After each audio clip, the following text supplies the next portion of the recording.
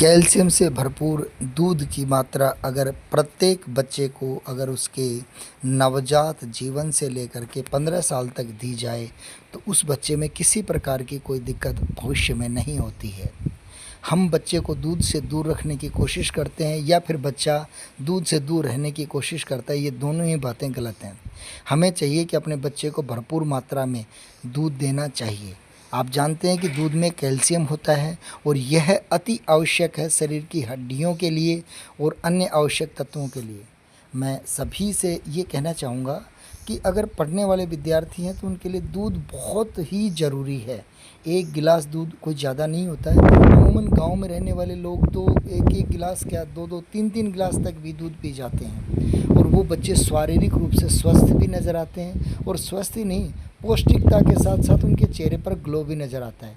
मैं तो आम जन से यही कहना चाहूँगा कि एक गिलास दूध आप सुबह और एक गिलास दूध आप शाम को ज़रूर लें। शाम के टाइम में या सुबह अमूमन देखा जाता है कि पेरेंट्स चाय के साथ अपने आप को जोड़ने की कोशिश बहुत करते हैं। चाय शरीर के लिए सेहतमंद न होकर के नुकसानदायक होती है, फिर भी लोग नहीं मानते।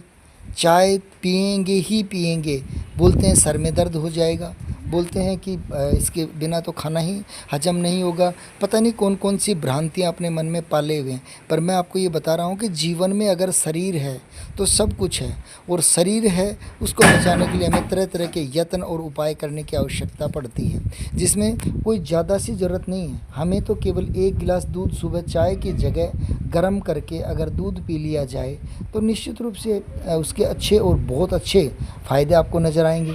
और फ़ायदे ही नहीं, उसके बाद में भी आपके शरीर में एक ऊर्जा विद्यमान रहेगी।